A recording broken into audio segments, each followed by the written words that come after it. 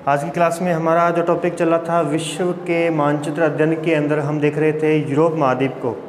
तो अब हम यूरोप महाद्वीप के कुछ जो पॉइंट हमारे पास में रह गए हैं उनको लास्ट देखेंगे एक बार फिर से, और फिर इसके बाद में यूरोप महाद्वीप हमारा कंप्लीट हो जाएगा। तो चलिए देख लेते हैं। सबसे पहले आपने यूरोप महाद्वीप में क्या क्या देखा। अभी हमने कुछ देशों के नाम देखे थे, मुख्य देश हमारे पास में आगे थे। जैसे कौन सा आ गया, पुर्तगाल है ना, पुर्तगाल है। स्पेन, स्पेन की राजधानी कौन सी हुई, मैड्रिड, स्पेन की राजधानी हुई। पुर्तगाल रह गया तो पुर्तगाल की राजधानी लिख लेना लिस्बन। पुर्तगाल की राजधानी कौन सी हो जाएगी भी, लिस्बन हो जाएगी। उसके बाद में फ्रांस, पेरिस होगी राजधानी। पेरिस जो है वो कौन सी नदी के किनारे पर है, तो सीन नदी के किनारे पर है। हमने काफ़ी बातें निकाली हैं इसमें से, तो उसका फिर अच्छे तरीके से हम अलग पॉइंट बना करके अध्ययन कर लेते हैं। तो चलिए देखें ज़रा कि कितनी बातें हमने इसमें देखी हैं।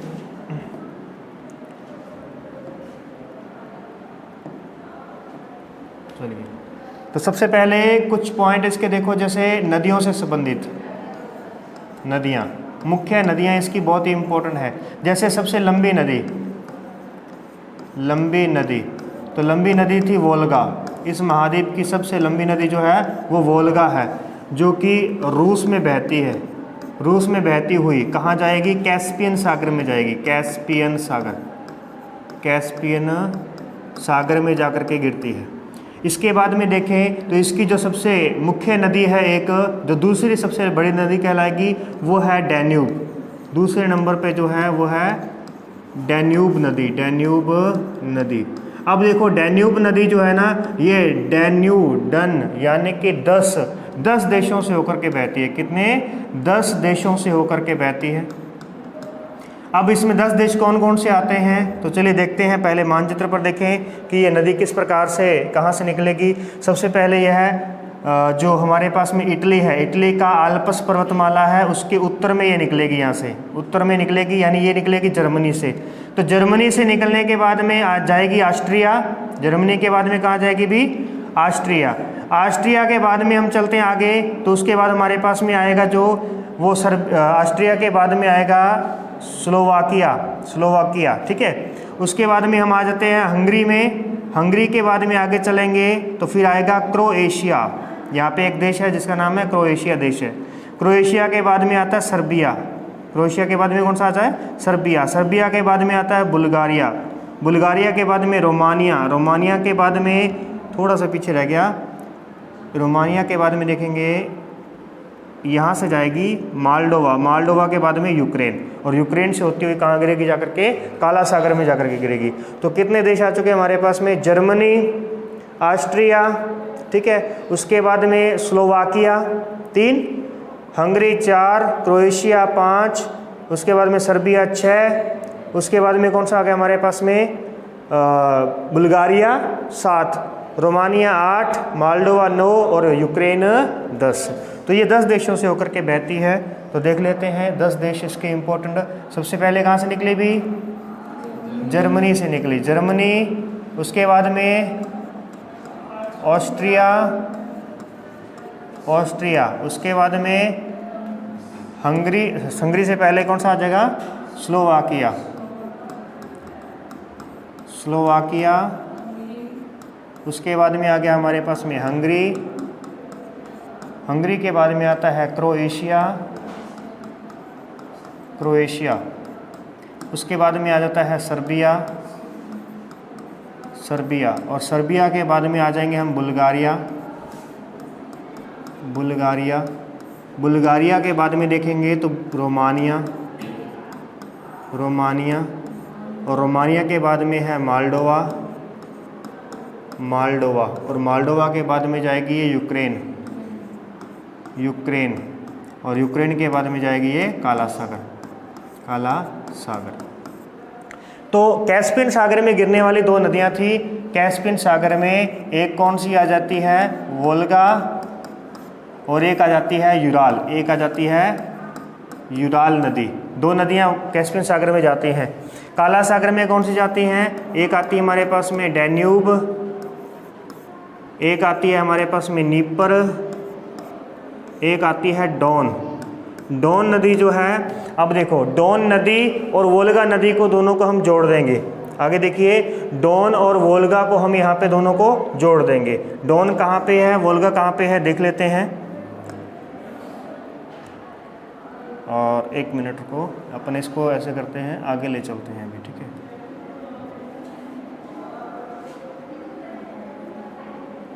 चलिए, ये आ गया हमारे पास में मानचित्र। तो अब हम इस पे देखते हैं। एक यहाँ पे है यूराल नदी, जो कि यूराल पर्वत के साथ में बहती है। एक है वोल्गा नदी, ये होगी हमारे पास में वोल्गा। वोल्गा इधर से जो आती है वो कौन सी है, डैन्यूब नदी है, ये होगी हमारे पास में डैन्यूब।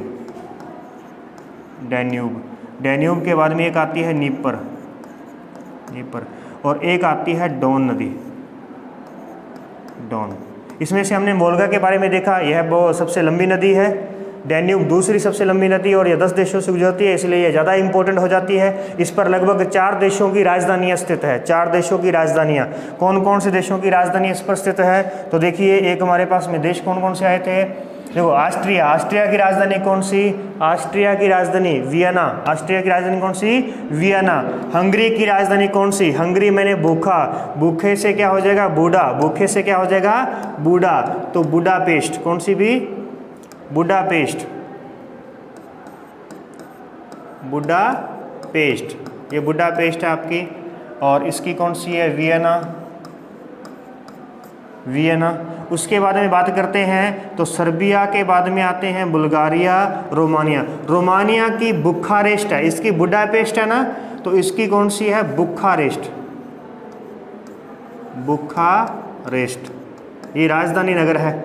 सर्बिया की बात करें तो सर्बिया की है बेलग्रेड, सर्बिया की राजधानी है बेलग्रेड, बेलग्रेड।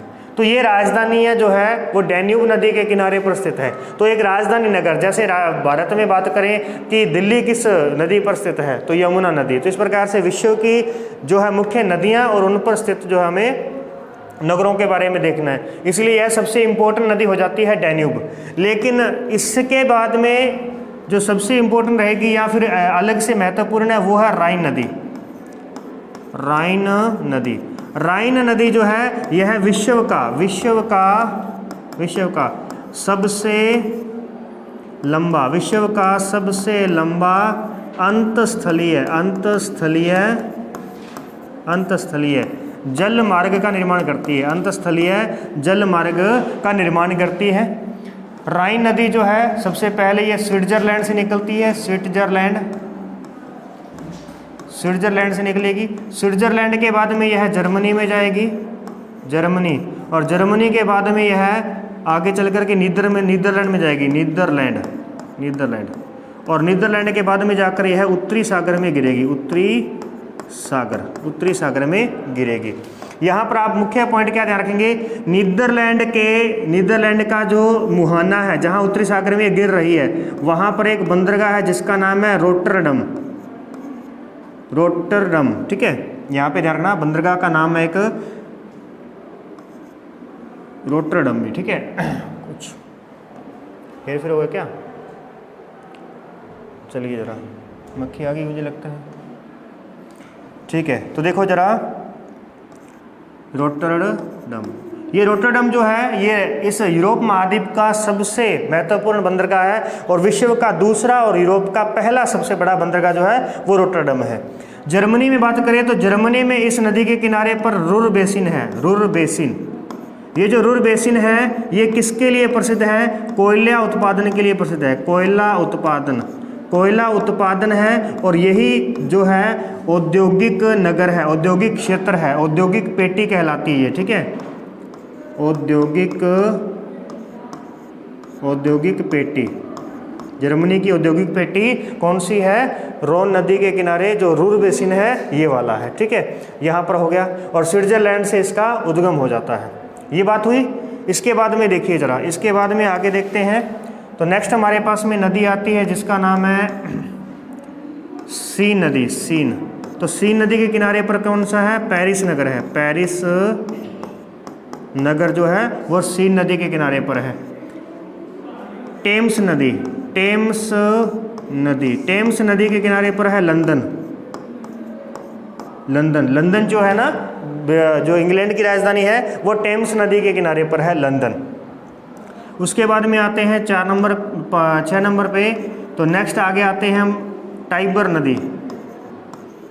टाइबर नदी, तो टाइबर नदी जो है इसके किनारे पर रोम है। रोम किसकी राजधानी है भाई? इटली की। रोम इटली की राजधानी है।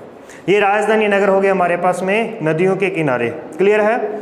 और मैं जो यहाँ पे बात कर रहा था, हमारा जो मुख्य पॉइंट था हम यहाँ पे देख रहे थे वो क्या था कि वोल्गा और डॉन नदियों को दोनों को जोड़ दिया गया है। जोड़ दिया गया किस नहर के द्वारा? डॉन नहर के द्वारा जोड़ दिया गया है। अब इम्पोर्टेंट पॉइंट यहाँ पे क्या बनता है तो देखिए जरा, इस महाद्वीप की जो सबसे बड़ी झील है उसका नाम है लेक लेडोगा। लेक लेडोगा झील है। अब लेक लेडोगा जो झील है ये इसकी सबसे बड़ी झील हुई। फिर इसके बाद आपने देखा कि ये वाला जो क्षेत्र है वो कौन सा था अभी? बाल्टिक सागर। बाल्टिक सागर। एक यहाँ पे क्षेत्र है ये वाला जिसका नाम है श्वेत सागर। श्वेत सागर। और रूस की जो राजधानी है उसका नाम है मॉस्को। क्या नाम अभी? मॉस्को। रूस की राजधानी जो है मॉस्को। अब मॉस्को को 5 पत्तनों का नगर कहा जाता है। 5 पत्तनों का नगर कहते हैं। 5 पत्तनों का नगर कहते हैं। आर्थिक दृष्टि से ध्यान रखना भी हमारे लिए रोन नदी इंपॉर्टेंट है, डेन्यूब नदी इंपॉर्टेंट है, वोल्गा नदी। इसके बाद में मॉस्को जो शहर है ये 5 पत्तनों का नगर कहलाता है। पतन यानी कि बंदरगाह है, या 5 इसको सागर लगते हैं। वो 5 सागर या जलीय भाग कौन कौन से हैं तो देखिए जरा, यहाँ पर बहुत सी छोटी छोटी जो है नदियाँ हैं जो कि इस प्रकार से इसको क्या देंगी? एक तो बाल्टिक सागर से जोड़ेंगी, लेडोगा झील से जोड़ेंगी, श्वेत सागर से जोड़ेंगी। इधर से वोल्गा नदी है तो वोल्गा नदी इसको किससे जोड़ेगी? कैस्पियन सागर से। और इसी वोल्गा नदी से होते हुए जब हम डॉन नहर से जाएंगे तो ये किससे जुड़ जाएगी? काला सागर से। काला सागर से। तो वो 5 सागरों के नाम बताओ भाई, 5 पत्तनों के नाम बताओ जल्दी से। कौन कौन से पत्तन है हमारे पास में? मॉस्को को 5 पत्तनों का नगर कहते हैं। सबसे पहले कौन सा? बाल्टिक सागर। बाल्टिक सागर, ओके। नेक्स्ट लेक लेडोगा या लेडोगा झील, लेक लेडोगा। तीसरा है श्वेत सागर। श्वेत सागर, श्वेत सागर हो गया। उसके बाद में कैस्पियन सागर, कैस्पियन सागर। और उसके बाद में काला सागर, काला सागर। ये 5 नगर पत्तन हो गए। इन 5 पत्तनों का नगर किसे कहते हैं? मॉस्को को कहेंगे। चलिए आगे बढ़ते हैं। तो आर्थिक दृष्टि से हमारे पास में ये नदियाँ इंपॉर्टेंट है। और अब हमें देखना था राइन नदी क्यों इंपॉर्टेंट है, क्योंकि जब हम देखेंगे ना अंतर्राष्ट्रीय जल मार्गों की बात करेंगे, ठीक है, हमारे पास में जब अंतर्राष्ट्रीय परिवहन की बात करेंगे वहाँ जल मार्ग आएंगे तो राइन नदी का जल मार्ग आएगा, वो आपने ध्यान रखना है। और राइन नदी जो है ये कहाँ पर जाकर के गिरती है तो उत्तरी सागर में जाकर के अपना जल गिराती है। जबकि सीन नदी जो है, सीन नदी ये जो है इंग्लिश चैनल में जाकर के अपना जल गिराएगी, ठीक है। इसके बारे में देखिए जरा, अब आता है हमारे पास में ये है इटली। ये इटली है नीचे वाला। इटली के उत्तर में आल्प्स पर्वतमाला है। इटली के उत्तर में क्या है? आल्प्स पर्वत।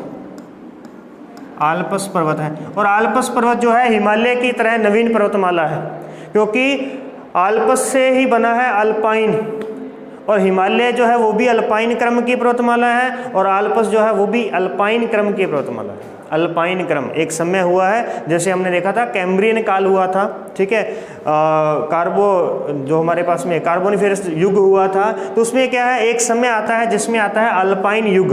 वो अल्पाइन क्रम बनता है तो उसमें जो चट्टानें बनती हैं वो हम नवीन चट्टानें मानते हैं। तो उसमें कौन आता है? एक तो आल्प्स आएगा।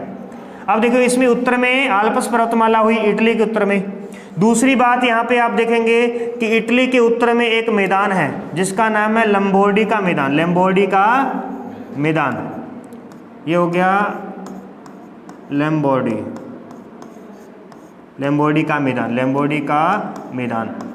और इसके दक्षिण में, इसके जो नीचे दक्षिण में बात करें अगर हम नीचे यहाँ पे, तो यहाँ पर इसके भी एक और पर्वतमाला है, यहाँ पर एक और पर्वतमाला है।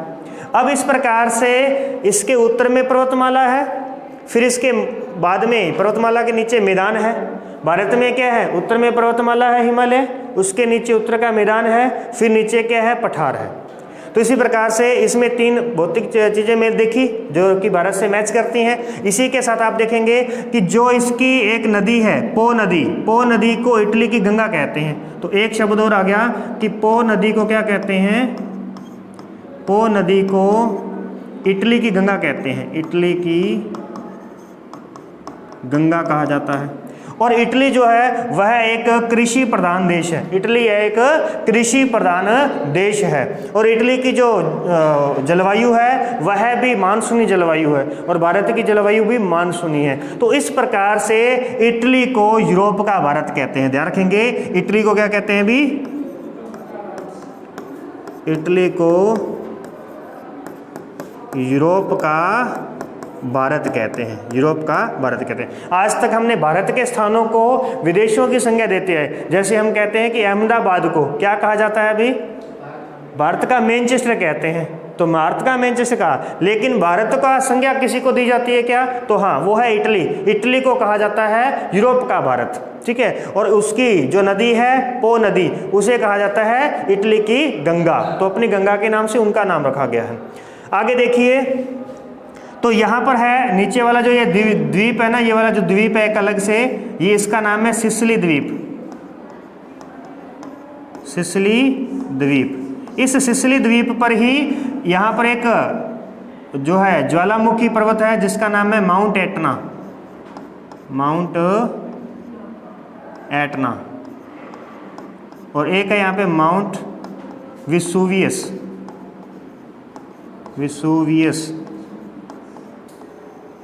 विसुवियस, ठीक है। माउंट एटना और विसुवियस ये जागृत ज्वालामुखी है, जागृत यानी कि सक्रिय ज्वालामुखी है, जिनमें से समय समय पर यहाँ से क्या निकलता रहता है, या ज्वालामुखी फटते रहते हैं। विसुवियस जो था ये बहुत लंबे समय बाद जो फटा था, इसको बस हमने असक्रिय की यानी कि इसे हमने सुषुप्त का नाम दे दिया था। ज्वालामुखी 3 प्रकार के होते हैं, एक सक्रिय है जिसमें समय समय पर उद्गार होता ही रहता है, विस्फोट होता ही रहेगा, ठीक है। और दूसरा होता है सुषुप्त ज्वालामुखी, जिसके अंदर क्या होता है कि भी एक बार ज्वालामुखी फटा, उसका आकार बन गया ज्वालामुखी का, उसके बाद आज तक वो फटा ही नहीं, तो उसे हम कह देते हैं कि भी ये फट सकता है, कभी भी फट सकता है लेकिन अभी तक फटा नहीं है, तो वो तो हो गया सुषुप्त। और एक ऐसा जो एक बार बनने के बाद में उसके कोई चांस नहीं है कि दोबारा फटेगा, उसे हम कह देते हैं मृत ज्वालामुखी। तो 3 प्रकार के ज्वालामुखी हैं, आपको याद रखना है, अपन ज्वालामुखी पढ़ेंगे आगे, ठीक है। ओके, वापस आते हैं। तो ये तो हो गया इटली के बारे में। अब देखिए जरा फ्रांस के बारे में हम जो देख रहे थे, फ्रांस, ये फ्रांस है हमारे पास में। तो फ्रांस को कहते हैं लघु यूरोप, फ्रांस को क्या कहा जाता है, लघु यूरोप कहा जाता है। अब इसे लघु यूरोप क्यों कहते हैं, क्योंकि फ्रांस के पश्चिमी तट पर जैसी यूरोप के पश्चिमी तट पर जलवायु है, वैसे ही फ्रांस के पश्चिमी तट पर भी जलवायु है। कैसी जलवायु है यूरोप के पश्चिमी तट पर, तो समशीतोष्ण महासागरीय। कैसी है, महासागरीय जलवायु है। यूरोप के दक्षिण में कौन सी जलवायु है, तो भूमध्य सागरीय जलवायु है, और ऐसी ही जलवायु फ्रांस के दक्षिण में भी है, ठीक है। दूसरी बात हुई। तीसरी बात देखिए, यूरोप के पूर्व में कौन सी जलवायु है, यूरोप के पूर्व में महाद्वीपीय जलवायु है, महाद्वीपीय यानी समुद्र से बढ़ती दूरी को हम महाद्वीपीयता कहते हैं। तो पूर्व में इसके कौन सी जलवायु है, महाद्वीपीय है। तो इसके पूर्व में भी कौन सी जलवायु है, महाद्वीपीय, यानी समुद्र से जैसे जैसे दूर जाएंगे महाद्वीप बढ़ता जाएगा और महासागर दूर रहता जाएगा, ठीक है। 3 बातें होगी। उसके बाद में यूरोप महाद्वीप जो है ये खाद्यान्न उत्पादन में आत्मनिर्भर है, ऐसे ही ये भी क्या है, खाद्यान्न उत्पादन में आत्मनिर्भर है। तो इस प्रकार से 2-3 बातों को मिलाकर के इसे कहा जाता है लघु यूरोप कहते हैं। किसे कहते हैं, फ्रांस को कहते हैं, फ्रांस को लघु यूरोप कहा जाता है। चलिए, फ्रांस की जो राजधानी है पेरिस को फैशन नगरी कहते हैं। पेरिस को क्या कहते हैं, फैशन नगरी कहा जाता है। यहाँ पर सर्वाधिक जितने भी आप देखते होंगे ना, मिस वर्ल्ड, मिस यूनिवर्स है ना, इस प्रकार से, तो वो जो है फैशन शो कहाँ पे होते हैं, पेरिस के अंदर शो होते हैं वो, तो इसे फैशन नगरी कहा जाता है। इसी के साथ आप ध्यान रखेंगे कि पेरिस को नोडल सिटी भी कहा जाता है, नोडल टाउन भी कहा जाता है, नोडल टाउन वो होता है जिसके अंडर में सारे क्षेत्र होते हैं, जिसके अंडर में रहते हैं ना सारे क्षेत्र, उसे हम नोडल टाउन कहते हैं, यानी मुखिया जिसे हम कहते हैं, मुखिया हो गया एक प्रकार से, पेरिस मुखिया है।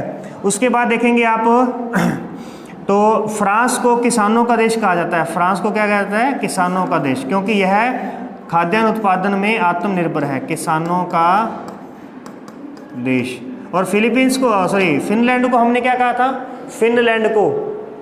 फिनलैंड को हमने झीलों का देश कहा था। देखो यहाँ पे बहुत 50,000 से भी अधिक झीलें हैं यहाँ पे, इसलिए हमने इसको झीलों का देश कहा था। फिनलैंड झीलों का देश है, फ्रांस किसानों का देश है, ठीक है। इटली को यूरोप का भारत कहते हैं। इस प्रकार से हो गए। इसके बाद में ध्यान रखना कि जो यहाँ पे इंग्लैंड में लंकाशायर है, लंकाशायर जो है ये ऊनी वस्त्र के लिए प्रसिद्ध है, जबकि जो मैनचेस्टर है, तो मैनचेस्टर कहाँ पर है अभी? इंग्लैंड में। अब आपके सामने आ गया कि मैनचेस्टर कहाँ पे है? इंग्लैंड में। तो इंग्लैंड में है, तो ये किसके लिए इंपॉर्टेंट है? सूती वस्त्र के लिए। तो ऐसे ही अगर भारत में कोई सूती वस्त्र के लिए है तो उसे हम भारत का मैनचेस्टर कहेंगे। कोई राजस्थान के लिए सूती वस्त्र उत्पादन करता है तो उसे हम राजस्थान का मैनचेस्टर कहेंगे। किसे कहते हैं राजस्थान का मैनचेस्टर? भीलवाड़ा को कहा जाता है। ओके, इस प्रकार से हो गया। एक यहाँ पे स्थान है जिसका नाम है बर्मिंघम। अभी हाल ही में बर्मिंघम के अंदर जो है ये कॉमनवेल्थ गेम हुए थे, ठीक है। तो उसमें आप ध्यान रखना कि भारत को लगभग कितने 22 पदक प्राप्त हुए हैं उसके अंदर, है ना। जो सबसे पहला पदक मिला था वो किसको मिला था? मीराबाई चानू जो थी, है ना, भारोत्तोलन के अंदर मिला था। ये करंट के क्वेश्चन है, इनको आपने याद रखना है।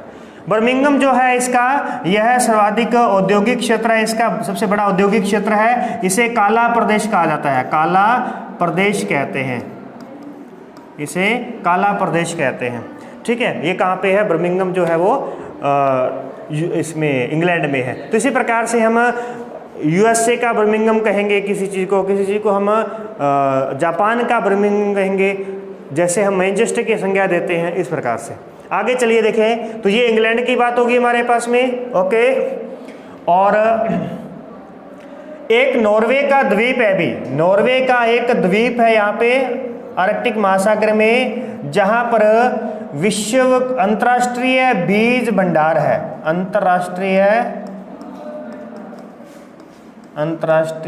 बीज भंडार। यहां पर आपको हर किस्म के बीज मिल जाएंगे, हर एक किस्म के बीज मिल जाएंगे। जितने भी आज तक पृथ्वी पर कोई भी पौधा हुआ है ना, उस हर एक चीज का यहाँ पे बीज रखा गया है स्टोर करके।